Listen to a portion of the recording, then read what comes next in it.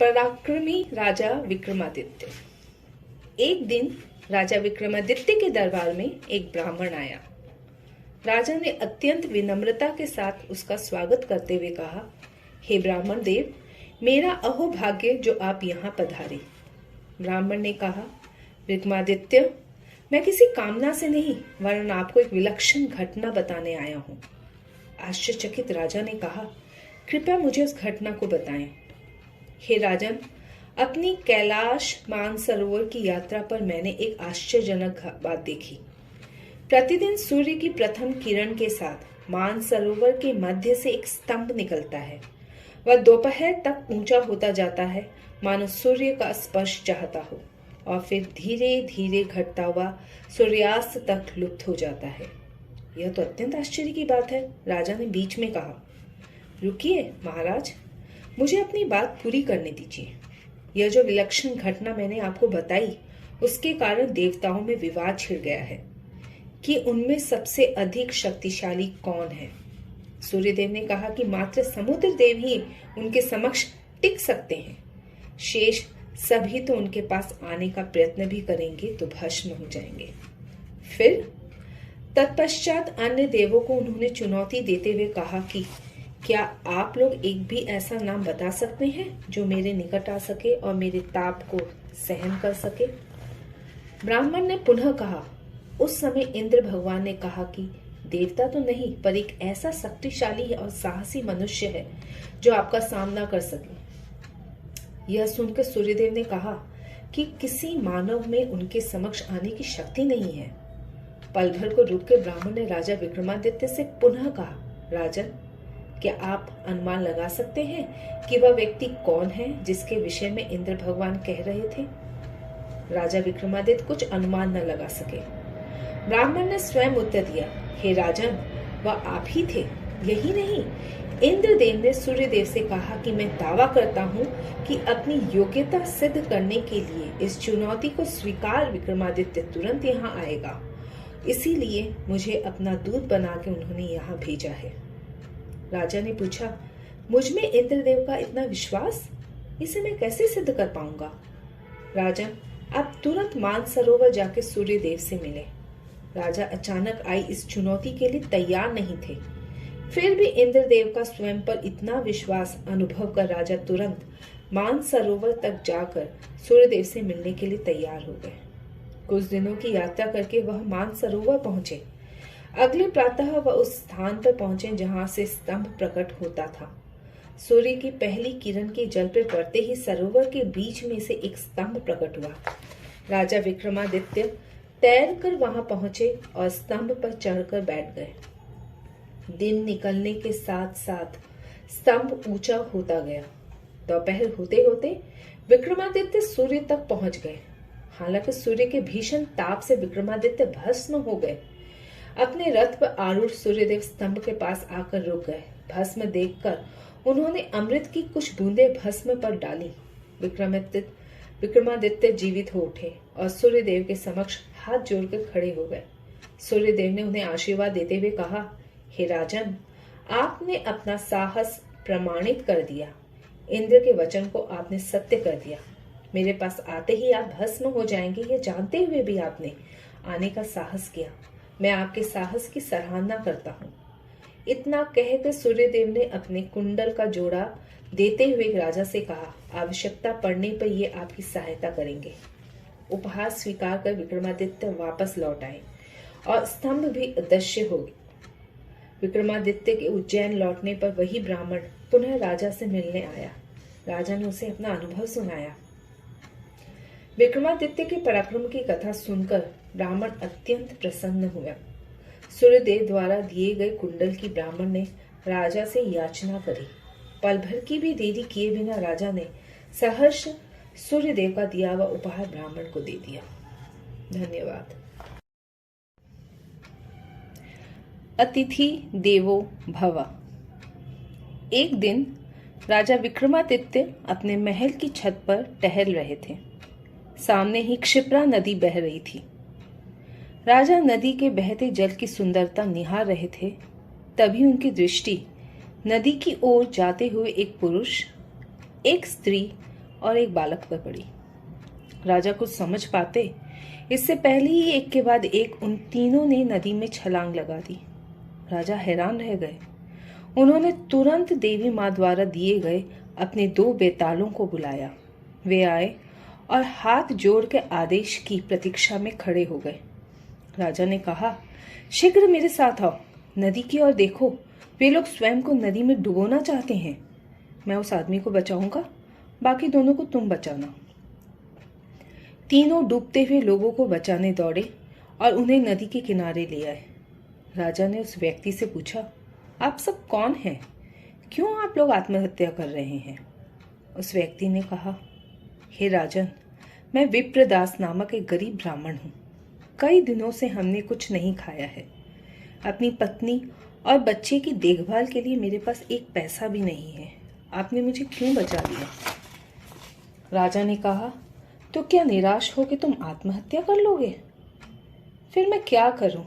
मैं उन्हें भोजन भी नहीं दे सकता, तो मेरे जीवित रहने का क्या लाभ है? राजा ने उसे आश्वस्त करते हुए कहा, एक राजा के रूप में मेरा यह कर्तव्य है कि मैं तुम्हारे और तुम्हारे परिवार का ख्याल रखूं। मेरे साथ मेरे महल में चलकर मेरे अतिथि के रूप में रहो। महाराज, यह कहना सरल है। एक अतिथि के रूप में आप हमें अधिक समय तक नहीं रख सकते हैं। मेरे महल में तुम प्रजा नहीं वरन मेरे अतिथि रहोगे। मैं तुम्हारा आतिथ्य सत्कार करूंगा, मेरा विश्वास करो। हे राजन, आप हमें अतिथि के रूप में स्वीकार करेंगे, किंतु यह बात महल में रहने वाले अन्य लोगों के साथ तो नहीं होगी। संभव है वे हमारी उपस्थिति नापसंद करे और हमारा अनादर करे। नहीं नहीं विप्रदास, मैं स्वयं यह ध्यान रखूंगा कि तुम्हारा भली भांति आतिथ्य किया जाए। जब तक और जैसे तुम सब की इच्छा हो तुम हमारे साथ रह सकते हो। आओ मेरे साथ। यह कह के राजा विप्रदास को सपरिवार अपने महल में ले आए। उनके रहने और खाने की व्यवस्था करी। उनके साथ सद्व्यवहार का निर्देश अपने सेवकों को दिया। दिन बीतने लगे। विप्रदास अपने परिवार के साथ महल की सुख सुविधाओं का भोग करने लगा। धीरे धीरे उन लोगों ने वहां रहते हुए अनुचित लाभ उठाना प्रारंभ कर दिया। परेशान होकर सभी सेवकों ने एक एक कर बहाना बनाते हुए वहां का काम करना ही छोड़ दिया। राजा ने नए सेवकों को नियुक्त करने का सोचा, पर फिर उन्होंने सोचा कि अपने अतिथियों को सत्कार करना हमारा कार्य है। अतः उन्होंने स्वयं ही उनकी देखभाल प्रारंभ कर दी। विप्रदास ने राजा से ऐसा करने का कारण जानना चाहा। राजा ने उत्तर दिया, हे विप्रदास, ओह भाग्य जो तुम्हारा और तुम्हारे परिवार की सेवा का मुझे अवसर मिला है। तुम आराम पूर्वक आनंद उठाओ। विप्रदास ने राजा की सेवा का बुरा नहीं माना, बल्कि उसी क्षण से पति पत्नी ने अपना विशेषाधिकार समझकर राजा को छोटी छोटी चीजों के लिए आदेश देना प्रारंभ कर दिया। जैसे, विक्रमादित्य, मुझे भूख लगी है, जाके तुरंत मेरे लिए भोजन लाओ। या फिर हमारे स्नान के लिए गर्म पानी का प्रबंध क्या हो सकता है? यहाँ तक कि एक दिन विप्रदास ने राजा से कहा, हे विक्रमादित्य, क्या तुम मेरी मालिश करोगे? धीरे धीरे विप्रदास और परिवार की मांग इतनी अधिक हो गई कि राजा को महल के कार्य के लिए समय ही नहीं मिलता था। सारे दिन व्यस्त रहने के बाद भी वह बिना किसी शिकायत के उनकी सारी इच्छाएं पूरी करते रहे। अंततः एक दिन विप्रदास ने राजा को बुलाकर कहा, हे विक्रमादित्य, मैंने कमरा गंदा कर दिया है, कमरा साफ कर मुझे भी नहला दो। शीघ्रता पूर्वक विक्रमादित्य ने कमरा साफ किया। तत्पश्चात विप्रदास को नहलाने वह उनके पास गए। विप्रदास के स्थान पर एक दैदीप्यमान आकृति को उन्होंने हाथ जोड़े खड़ा पाया। राजा को गले लगा के आकृति ने कहा, विक्रमादित्य, मैं वृष्टिदेव वरुण हूँ। मैं तुम्हारे आतिथ्य, सहन शक्ति और प्रजा के प्रति प्रेम की परीक्षा ले रहा था। तुमने मेरा हृदय जीत लिया है। तुम में राजा होने का घमंड नहीं है, वरन मानवता भरी है। तुम समय के साथ सदा सब कुछ करने को तत्पर रहते हो। हे राजन, तुम असाधारण हो। मेरा आशीर्वाद है कि तुम्हारे राज्य में सदा समृद्धि बनी रहे।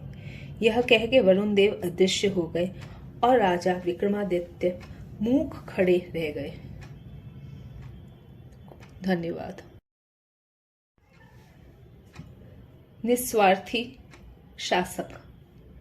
एक रात विक्रमादित्य गाढ़ी निद्रा में थे। दूर से आती किसी औरत के रोने की आवाज सुनकर अचानक उनकी निद्रा भंग हो गई।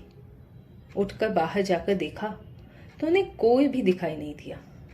राजा तुरंत अपने महल से निकलकर आवाज की दिशा में चल पड़े। थोड़ी दूर पर ही एक स्त्री विलाप करती हुई दिखाई दी। उसके बाल बिखरे हुए थे और वह पछाड़ खाकर रो रही थी। राजा ने पास जाकर कहा, हे देवी, कृपया शांत हो जाइए। मैं यहाँ का राजा हूं। आप कृपया अपने दुख का कारण मुझे बताएं। उस स्त्री ने राजा की ओर देखकर कहा, हे राजन, अच्छा हुआ आप यहाँ आ गए। मैं अपने पति की मृत्यु से शोकाकुल हूं। आपकी आज्ञा से आपके सिपाहियों ने उन्हें फांसी दे दी है। किस लिए? मेरा पति एक चोर था। उसे चोरी करते हुए आज आपके आदमियों ने पकड़ लिया और आपकी आज्ञानुसार वहां उस पेड़ पर उसे फांसी दे दी। यह कहकर उस स्त्री ने पास के एक पेड़ की ओर इशारा किया। उस पेड़ से एक मृत शरीर लटका हुआ था। राजा विक्रमादित्य सोच में पड़ गए। फिर उन्होंने उस स्त्री को सांत्वना देते हुए कहा, हे देवी, आपके पति के अब इस दुनिया में नहीं रहने का मुझे दुख है, किंतु चोरी की सजा भी मिलनी ही चाहिए। इसी कारण मैंने ऐसी आज्ञा दी। किंतु अब मेरा क्या होगा? हे देवी, एक राजा के रूप में अपनी प्रजा की रक्षा मेरा कर्तव्य है। मैं आपको वचन देता हूं कि मैं आपकी प्रत्येक आवश्यकताओं की पूर्ति करूंगा। हे राजन, किंतु अभी मैं आपकी सहायता चाहती हूं। मैंने आज तक अपने पति को खिलाए बिना भोजन नहीं किया है। मैं अभी उसे भोजन कराना चाहती हूँ। मेरे पास भोजन है। आपकी सहायता से मैं उसे खिलाना चाहती हूँ। कैसे? आप झुक जाएं। मैं आपकी पीठ पर खड़ी हो जाऊंगी और पेड़ से लटके हुए अपने पति को भोजन करा के नीचे उतर जाऊंगी। कल से तो वह यहाँ नहीं रहेगा। राजा होते हुए भी विक्रमादित्य ने अपनी प्रजा की इच्छा पूरी करना आवश्यक समझा। वह झुक गए जिससे वह स्त्री उनकी पीठ पर खड़ी हो सके। स्त्री राजा की पीठ पर खड़ी होकर अपने पति को भोजन कराने लगी, किंतु शव के मुंह में भोजन न जाके नीचे गिर पड़ा। राजा विक्रमादित्य ने यह देखकर कहा, हे देवी, आपको यह समझना चाहिए कि आप एक शव को भोजन नहीं करा सकती हैं। देखिए, आपका भोजन नीचे गिर रहा है। राजा ने नीचे देखा। उनके आश्चर्य का ठिकाना न रहा। स्त्री के हाथ से गिरा हुआ कौर अमूल्य रत्न में बदल चुका था। आश्चर्य से राजा ने स्त्री से पूछा, हे देवी, मुझे बताने की कृपा करें कि आप कौन हैं? आप कोई देवी हैं या पिशाचिनी? उस स्त्री ने जोर से हंसते हुए कहा, हे राजा विक्रमादित्य, आपकी शंका सही है। मैं देवी अन्नपूर्णा की बहन हूँ। मैं आपके व्यवहार से प्रसन्न हुई। आइए, आकर मेरी बहन से मिलिए। राजा उस स्त्री के साथ उसकी बहन के घर गए। उस स्त्री ने अपनी बहन से कहा, हे अन्नपूर्णा देवी, यह राजा विक्रमादित्य हैं। यह अत्यंत सादगीपूर्ण और स्वार्थ रहित हैं। मेरी इच्छा है कि इनके गुणों को देखते हुए आप इन्हें आशीर्वाद दें। अन्नपूर्णा देवी ने राजा को एक कटोरा देते हुए कहा, राजन, यह एक जादुई कटोरा है। जब भी आप लोगों को भोजन कराना चाहेंगे, यह आपकी सहायता करेगा।